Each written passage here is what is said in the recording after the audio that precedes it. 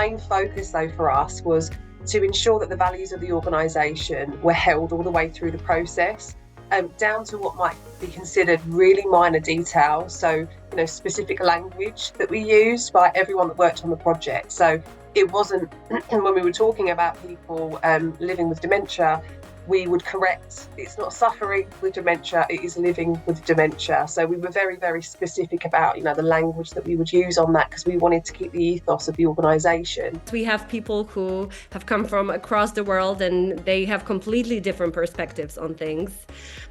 Also, it has made us better communicators, because you have to become so much more clear about your intentions. We do ask our advisors to be channel agnostic, and what the reason for that is, we wanted to give variance, and we thought it would support them in kind of being engaged with the different stuff that could go in their job. And it's played out by like incredibly low attrition numbers. In my team, we gathered together, and then we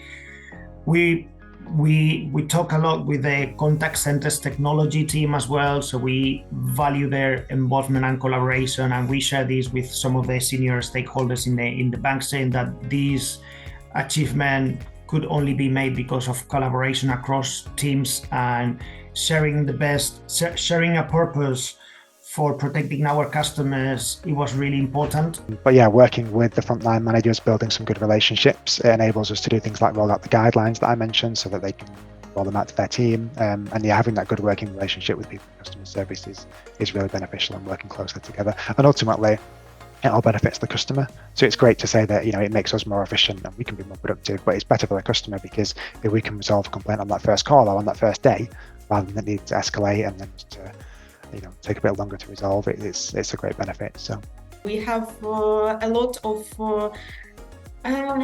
unfortunately calls when the people just had to hang out while being like under air raid alert and under attack, and we had to maintain the call with them, maintain the contact while people were at the shelters, while they were insecure of their safety on the streets, in vulnerable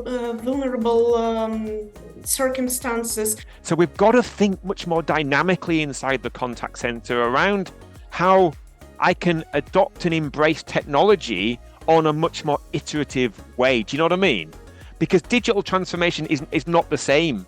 So yes, so I think Morgan's making a really, really good point there. It's not just AI adoption, it's that iterative process of delivering CX that's critical.